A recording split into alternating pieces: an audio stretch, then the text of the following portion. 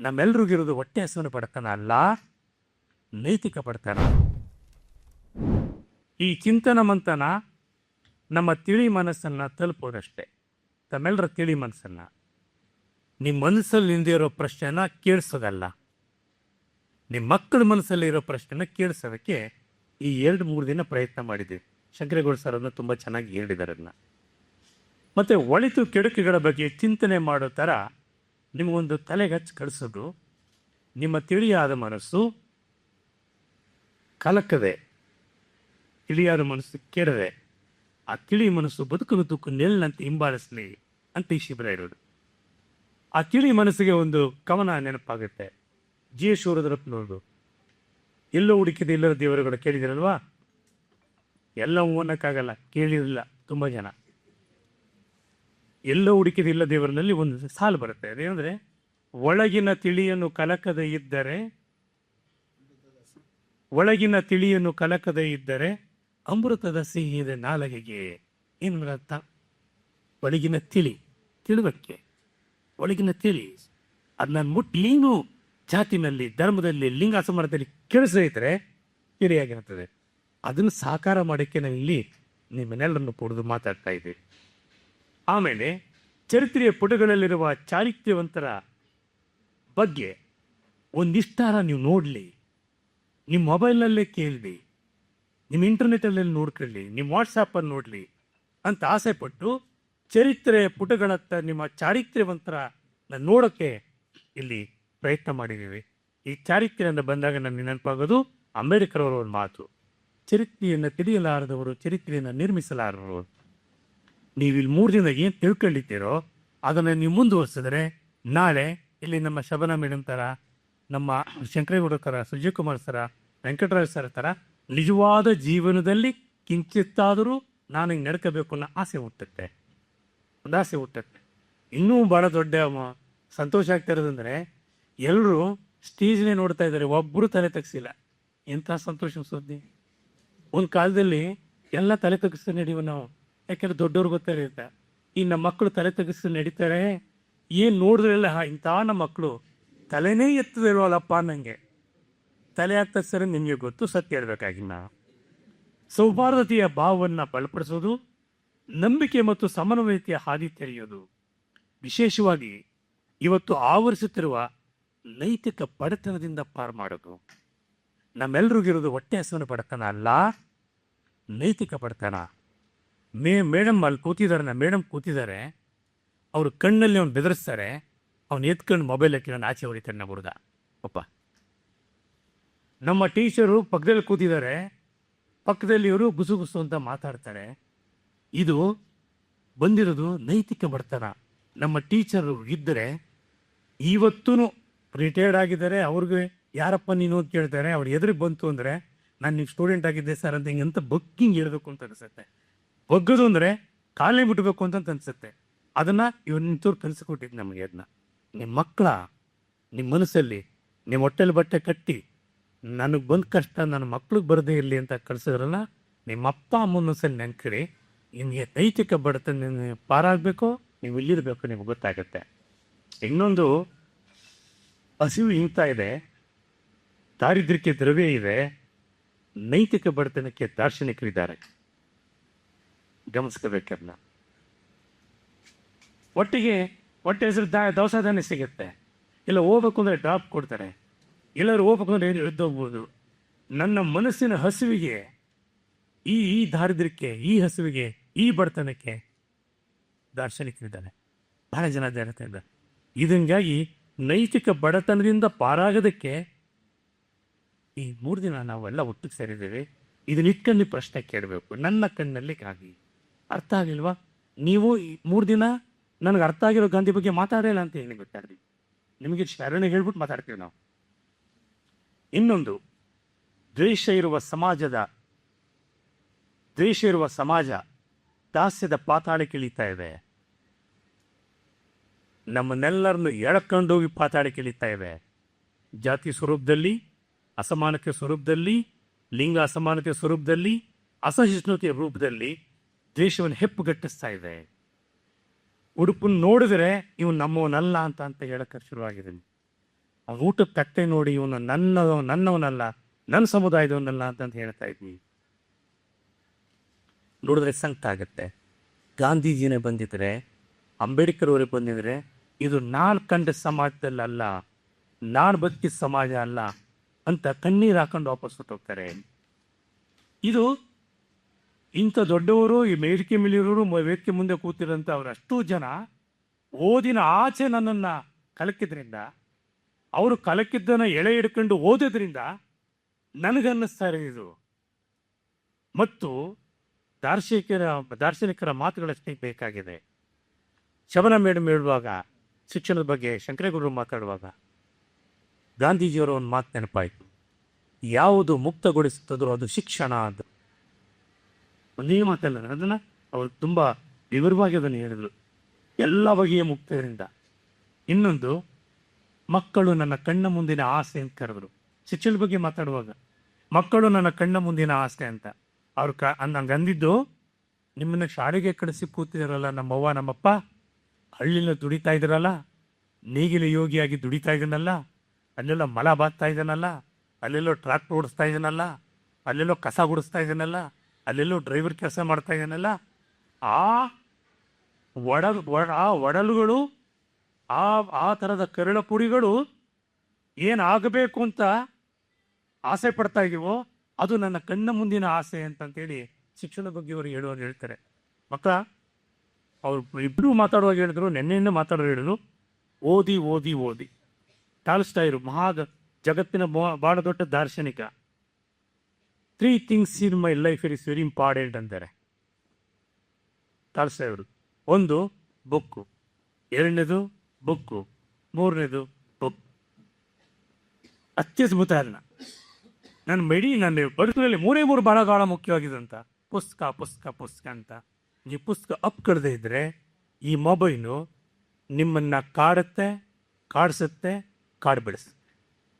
ಇದನ್ನೇ ಓದಿ, ಇಲ್ಲಿ ಇದರಲ್ಲೇ ಓದಿ. ಆಯ್ತು, ಅವ್ರು ಎಷ್ಟು ಚೆನ್ನಾಗಿ ಹೇಳಿದ್ವಿ. ಎಷ್ಟು ನಿಮಿಷ ಓದ್ತೀರಿ ಕೇಳಿದ್ರಿ? 8 ನಿಮಿಷ. ನೀವು ಜಂಬಾ ಹೊಡಿತಾ ಇದ್ದಾನೆ ಅಂತಾದರೂ ಅಂದ್ಕೊಂಡಿರಿ ನೀವು. 1 ಗಂಟೆ ಬ್ರಹ್ಮ ಬಂದು, ನನ್ನ ಮಗಳು ಮೊಮ್ಮಗಳು ಬಂದು, ಮನೆಯವ್ರು ಬಂದು ಎಪಿಸೋರು, ದಿನಕ್ಕೆ 1 ಗಂಟೆ ನಿನ್ನ ತಮ್ಮ ಅಂತೀನಿ ಓದಕ್ಕೆ ಬಿಟ್ಬಿಡಿ ಅಂತ ಓದಕ್ಕೆ ಕೊಡ್ತಿದ್ದೆ. ಇಲ್ಲದೆ ಇದ್ರೆ ಮಾತಾಡೋಕ್ಕಾಗಬೇಕಲ್ಲ, ಹಂಚ್ಕೊಳಕ್ಕಾಗಬೇಕಲ್ಲ, ನನ್ನ ಮನಸ್ಸು ಸರಿ ಆಗಬೇಕಲ್ಲ.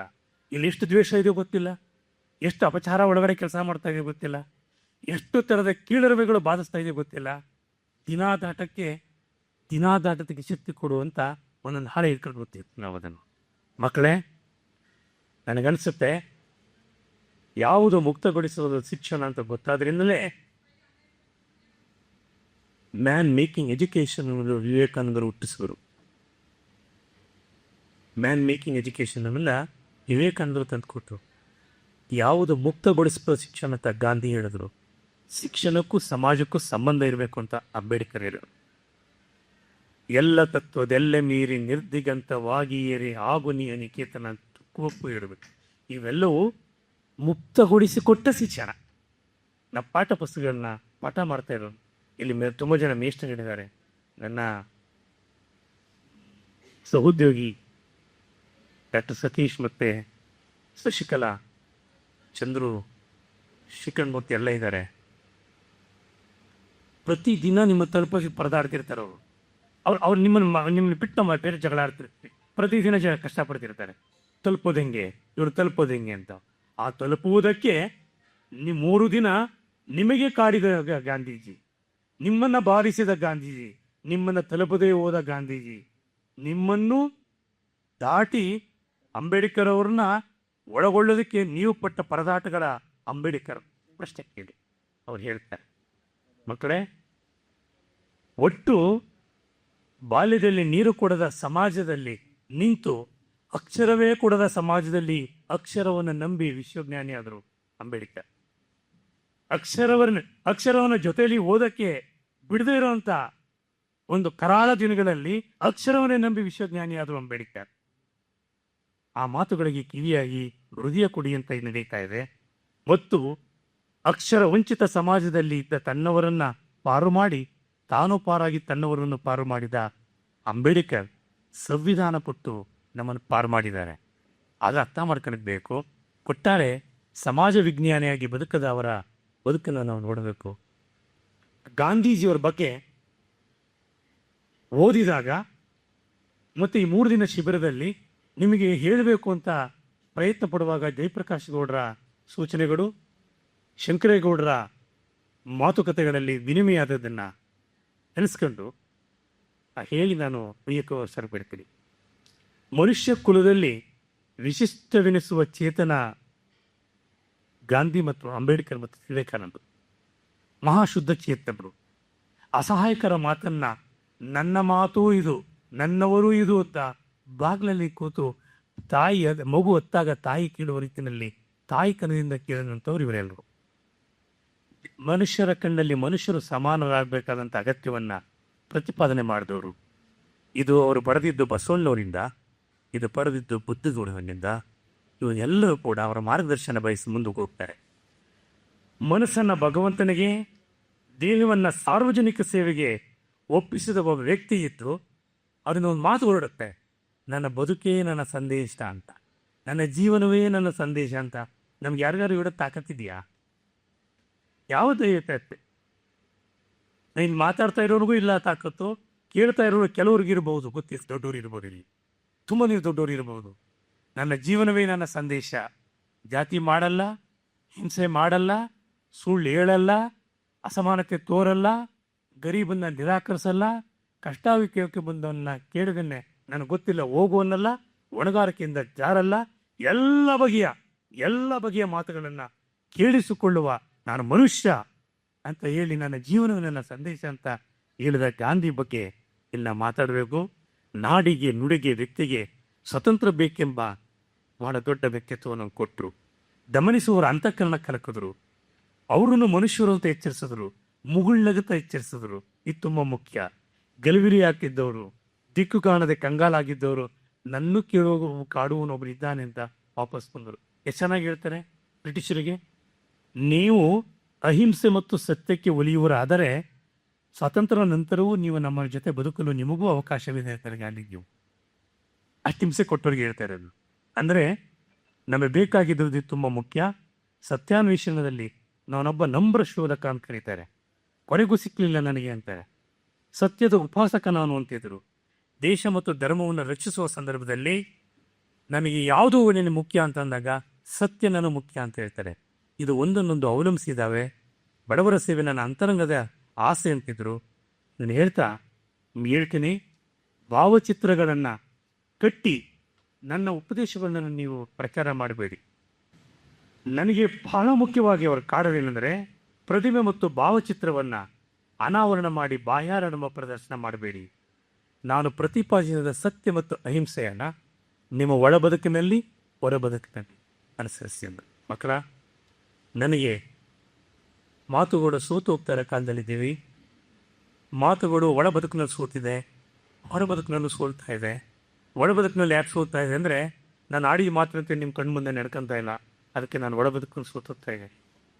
ಹೊರ ಬದುಕ ಮೇಲೆ ಯಾಕೆ ಸೋತಾಗ್ತಾ ಇದೆ ಅಂದರೆ, ನಾನಿಲ್ಲಿ ಆಡಿದ ಮಾತಿನಂತೆ ಸಾರ್ವಜನಿಕ ಜಾಗದಲ್ಲಿ ನಿಮ್ಮ ಜೊತೆ ಕಿಂಚಿತ್ತು 5 ನಿಮಿಷ ನಾನು ಮಾದರಿ ಬದುಕಕ್ಕಾಗ್ತಾಯಿಲ್ಲ, ಅಲ್ಲಿ ಸೋಡ್ತಾ ಇದ್ದೀನಿ.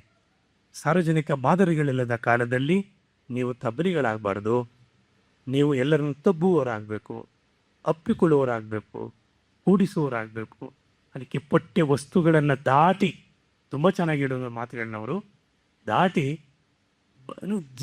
ಜೀವನ ಪಾಠವನ್ನು, ಲೋಕ ಶಿಕ್ಷಣವನ್ನು ಕಲಿಯೋದಕ್ಕೆ ಈ 3 ದಿನ ಕರ್ನಾಟಕ ಸಂಘ ಜಯಪ್ರಕಾಶ್ ಗೌಡರ ನೇತೃತ್ವದ ಈ ಕೆಂಪಮ್ಮನವರಾಗಲಿ, ಶಿವರಾಮ ಆಗಲಿ, ನಮ್ಮ ಶಗ್ರೇಗೌಡ ಸರ್ ಆಗಲಿ, ಇಲ್ಲಿರೋ ಭಾಗವಹಿಸರು ಎಲ್ಲ ಗೆಳೆಯರು ಗೆಳತಿಯರು ಮಾಡಿದಾರಲ್ಲ, ಆ ಅಂಶವನ್ನು ಇಟ್ಕೊಂಡು ಚರ್ಚೆ ಮಾಡಿದ್ದೀವಿ. ಡಾಕ್ಟರ್ ಸುಜಯ್ ಕುಮಾರ್ ಸರ್ ಅವರು ಹೇಳಿದ ಒಂದು ಪ್ರಶ್ನೆಗೆ ಅವರು ಹೇಳಿದ ಉತ್ತರಕ್ಕೆ ನಾನು ಜೋಡಿಸ್ತಾ ಇದ್ದೀನಿ. ಅಸ್ಪೃಶ್ಯತೆ ಬಗ್ಗೆ ಮಾತಾಡಿದ್ರು ನಮ್ಮ ಹೆಣ್ಮಕ್ಳು, ರೈಟ್?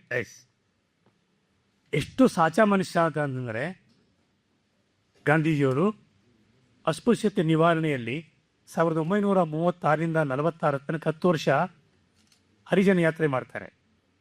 ಅದಕ್ಕೊಂದು ಪತ್ರಿಕೆ ತರ್ತಾರೆ, ಅದೆಲ್ಲ ಬರುತ್ತೆ. ಅದನ್ನ ದೇಶ ತೆಂಡೂಲ್ಕರ್ ಅವರು ಮಹಾತ್ಮ ಅಂತ ಹೇಳಿ 8 ಸಂಪುಟಗಳನ್ನ ಬರೆದಿದ್ದಾರೆ.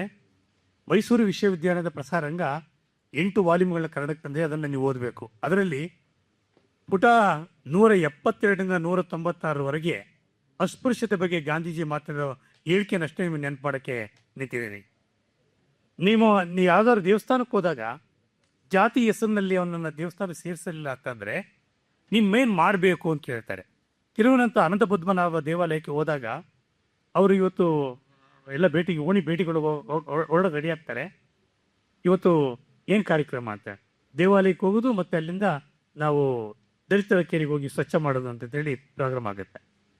ಅವರೊಂದು ಪ್ರಶ್ನೆ ಕೇಳ್ತಾರೆ ಅನುಯಾಯಿಗಳಿಗೆ, ಅನಂತ ಪದ್ಮನಾಭ ದೇವಾಲಯಕ್ಕೆ ಎಲ್ಲರೂ ಹೋಗ್ತಾ ಇದ್ದೀವಾ ಅಂತ. ಆಗ ಸುತ್ತ ಇದ್ದರು ಮುಖ ನೋಡ್ಕೊತಾರೆ. ಇವ್ರಿಗೆ ಗೊತ್ತಾಗತ್ತೆ, ಯಾಕೇನು ಗೊತ್ತಾಗತ್ತೆ. ಅವನ್ ಮಾತು ಹೇಳ್ತಾರೆ, ನಾನು ಈ ದೇವಾಲಯಕ್ಕೆ ಹೋಗ್ಬೇಕು ಅಂದರೆ ಅಸ್ಪೃಶ್ಯತೆಯಿಂದ ಬಳಲುತ್ತಿರೋನು ಒಳಗೆ ಬರಬೇಕು. ಅವನು ತಿರಸ್ಕೃತಗೊಂಡಿದ್ದಾನೆ ಅಂದರೆ ಅವನು ತಿರಸ್ಕೃತಗೊಂಡ ಜಾಗದಲ್ಲಿ ನಾನು ತಿರಸ್ಕೃತಗೊಳ್ಳಬೇಕು ಅಂತ. ನಾವು ಯಾರಾದರೂ ಆಚೆ ನಿಲ್ಲಿಸಿದರೆ, ನೀರು ಕೊಡದೇ ಇದ್ದರೆ, ಮರ್ಯಾದೆ ಹತ್ಯೆ ಮಾಡಿದ್ರೆ ನಾವು ಯಾವ ಥರ ಕಣ್ಣೀರು ಹಾಕಿದ್ದೀವ, ಸಂತಾಪಟ್ಟಿದ್ದೀವ ಗೊತ್ತಿಲ್ಲ. ಅದಕ್ಕಿನ್ನೂ ಮುಂದೆ ಒಂದು ಮಾತು ಹೇಳ್ತಾರೆ, ಆ ಮಾತನ್ನು ಅವ್ರದೇ ಮಾತನ್ನು ಹೇಳ್ತೀರಿ. ಆರೋಗ್ಯವಂತ ಸಮಾಜ ನನ್ನ ಹಂಬಲ, ರೋಗಗ್ರಸ್ತ ದೇಹವನ್ನು ಸಹಿಸಿಕೊಳ್ಳಬಹುದು, ರೋಗಗ್ರಸ್ತ ಮನಸ್ಸನ್ನಲ್ಲ. ಇಷ್ಟು ಅದ್ಭುತ. ರೋಗಗ್ರಸ್ತ ದೇಹವನ್ನು ಸಹಿಸಿಕೊಳ್ಳಬಹುದು, ರೋಗಗ್ರಸ್ತ ಮನಸ್ಸನ್ನಲ್ಲ ಅಂತೇಳಿ ಅಂಬೇಡ್ಕರ್ ಜೊತೆ ವಾದ ಮಾಡ್ತಾ ಇರುವಾಗ 1947ರಲ್ಲಿ ಸಿದ್ದವನಹಳ್ಳಿ ಕೃಷ್ಣ ಶರ್ಮರು ಗಾಂಧೀಜಿಯವರ ಪತ್ರಗುಚ್ಛದ ಒಂದು ಪುಸ್ತಕ ತಂದಿದ್ದಾರೆ. ನೀವು ಓದೋಕೆ ಶುರು ಮಾಡಿದ್ರೆ ಮಕ್ಕಳ ಮೊಬೈಲ್ ನಿಮ್ಮಿಂದ 100 ಮೈಲಿ ದೂರ ಹೋಗುತ್ತೆ. ಆ ಪತ್ರದ ಒಂದು ಭಾಗದಲ್ಲಿ ಎಷ್ಟು ಚೆನ್ನಾಗಿ ಹೇಳ್ತಾರೆ ಅಂದರೆ, ಅಸ್ಪೃಶ್ಯರನ್ನು ನಾಶಕ್ಕೆ ನೂಕುವ ಹೀನ ಕೃತ್ಯವೆಸಗುವ ಸಮಾಜದವನು ನಾನು. ಅಂಬೇಡ್ಕರ್ ಪ್ರಶ್ನೆಗೆ ಏನು ಕನ್ಫೆಷನ್ ಮಾಡ್ಕೊಂಡು ಹೇಳಿದ್ರು, ಅಸ್ಪೃಶ್ಯರನ್ನು ನಾಶಕ್ಕೆ ನೂಕುವ ಹೀನ ಕೃತ್ಯವೆಸಗುವ ಸಮಾಜವನ್ನು ನಾನು. ನನ್ನ ಬಗ್ಗೆ ಅಂಬೇಡ್ಕರ್ ಅವರಿಗೆ ಕೋಪ ಬರದೆ ನೀನೇನಾಗತ್ತೆ, ಮುಂದಿನ ಜನ್ಮ ಇರುವುದಾದರೆ ನಾನೊಬ್ಬ ದಲಿತನಾಗಿ ಹುಟ್ಟುತ್ತೇನೆ ಅಂತ ಹೇಳಿ ಡಿಸೈಡ್ ಮಾಡ್ತಾರೆ ಅವರು. ಇನ್ನೊಂದು ಜನ್ಮ ಇರುವುದಾದರೆ ಇನ್ನೊಂದು ಹೇಳ್ಬಿಟ್ಟು ಕೊನೆಯಲ್ಲಿ ಹೇಳ್ತಾರೆ ಅವರು, ತಾಯಿ ನಾವೆಲ್ಲ ತಂದೆ ತಾಯಿಗಳು ತೊಡೆ ಮೇಲೆ ಬೆಳೆದವ್ರಲ್ವಾ, ಹೌದಲ್ವಾ? ಬಾಲ್ಯದಲ್ಲಿದ್ದಾಗ ನಮ್ಮ ತಂದೆ ತಾಯಿಗಳು ತೊಡೆ ಮೇಲೆ ನಾವು ಮಲಮೂತ್ರ ಮಾಡಿದ್ದೀವಿ, ಹೌದಾ? ಆ ಮಲಮೂತ್ರ ಮಾಡಿದ ಜಾಗದನ್ನ ನಮ್ಮ ತಂದೆ ತಾಯಿಗಳು, ನಮ್ಮ ಅಕ್ಕ ತಂಗಿರು, ನಮ್ಮ ಅಣ್ಣ ತಮ್ಮನಿರು ಕತ್ತರಿಸ್ತಿದಾರ? ಮಲಮೂತ್ರ ಮಾಡಿದ್ರು ಅಂತ ಇಲ್ಲ. ನಮ್ಮೆಲ್ಲರ ಮಲಮೂತ್ರವನ್ನು ಬಾಚುವ ಒಬ್ಬ ಪೌರ ಕಾರ್ಮಿಕ ನನಗೆ ಹೆಂಗೆ ಕಾಣಿಸ್ತಾನೆ ಅಂದರೆ, ಅವನು ನಮ್ಮೆಲ್ಲರ ದೇಹದ ಕೊಳೆಯನ್ನು ತೊಳೆಯುವ ಮೂಲಕ ನನಗೆ ತಾಯಿ ಥರ ಕಾಣಿಸ್ತಾನೆ ಅಂತ ಹೇಳ್ತಾರೆ. ಇವುಗಳನ್ನ ಓದಿದಾಗ ನೀವು ಬೆಳಗ್ಗೆಯಿಂದ ನೀವು ಎತ್ತಿದ ಪ್ರಶ್ನೆಗಳಲ್ಲಿ ನಿಮಗೆ ಉತ್ತರಗಳನ್ನು ಇಲ್ಲಿ ನಿಂತಿರೋರು ಹೇಳ್ಬೇಕಾಗಿಲ್ಲ, ನಿಮ್ಮ ಮನಸ್ಸಿಗೆ ಅದತ್ತಾಗುತ್ತೆ, ನಿಮ್ಮ ಮನಸ್ಸಿಗೆ ಆಗುತ್ತೆ. ಕಡೆಯದಾಗಿ ಮಾದೇವ್ ದೇಸಾಯಿ ಅವರು ನಾನು ಮತ್ತು ಗಾಂಧಿ ಅಂತ ಪುಸ್ತಕದಲ್ಲಿ ಒಂದು ಮಾತು ಹೇಳ್ತಾರೆ. ಮೇಲಿ ನಾನು ಮಾತನಾಡಿಸ್ತೀನಿ. ಜಯಪ್ರಕಾಶ್ ಗೌಡರು, ಶಂಕರೇಗೌಡರು, ಮಾದೇವ್ ಸರ್, ಕೆಂಪಮ್ಮನವರು, ಶಿವರಾಮ್ ಅವರು, ಈ ಟೀಮ್ ಮತ್ತು ಶಿವರಾಜ್ ಅವರು, ಬಹಳ ವಿಶೇಷವಾಗಿ ಶಿವರಾಜ್ ಅವರು ಒಂದು ವಾರ ಕೂತಿದ್ದೀನಿ ಡಿಸೈನ್ ಮಾಡುವಾಗ ಈ ಎಲ್ಲ ಸೋರ್ಸ್ಗಳನ್ನು ನಿಮ್ಮ ಮಕ್ಕಳಿಗೆ ಹೇಳಬೇಕು ಅಂತ ಹೇಳಿದ್ರು. ನಾನು ಇಷ್ಟು ತಂದಿದ್ದೀನಿ ಸರ್, ಭಯ ಆಯಿತು ನಿಮ್ಗೆ ನೋಡ್ಬಿಟ್ಟು, ಅದಕ್ಕೆ ನಾನು ಅಲ್ಲೇ ಇಡ್ತಿದ್ದೀನಿ.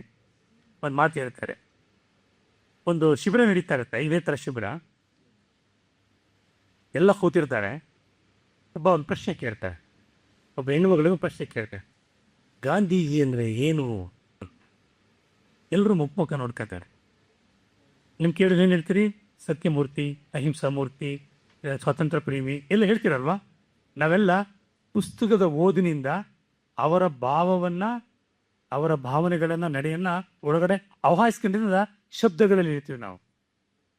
ಒಬ್ಬಳು ಹೆಣ್ಮಗಳು ಗಾಂಧೀಜಿ ಅಂದರೆ ಏನು ಅಂತ ಕೇಳಿದಾಗ ಅವ್ರು ಹೇಳ್ತಾರೆ, ನಮ್ಮ ಮನಸ್ಸನ್ನು ಕಸ ಗುಡಿಸೋರು ಅಂತಾರೆ. ಅನಕ್ಷರಸ್ಥ ಹೆಣ್ಮಗಳು. ಆಮೇಲೆ ಕೇಳ್ತಾನೆ, ಏನು ಹೇಳಿದೆ ಅನ್ನೋರು. ಗಾಂಧೀಜಿ ಅಂದರೆ ನಮ್ಮ ಮನಸ್ಸನ್ನು ಕಸ ಗುಡಿಸೋರು ಅಂತಾರೆ. ಅವಳು ಯಾರು ಅಂದರೆ ಪೌರ ಕಾರ್ಮಿಕ ಮಹಿಳೆ. ಅವಳು ಪ್ರತಿ ದಿವಸ ಹೊರ ಜಗತ್ತನ್ನು ಗುಡಿಸ್ತಿರ್ತಾಳೆ, ತನ್ನೊಳಗೂ ಸೃಷ್ಟಿ ಮಾಡ್ಕೊಂತಿರ್ತಾಳೆ.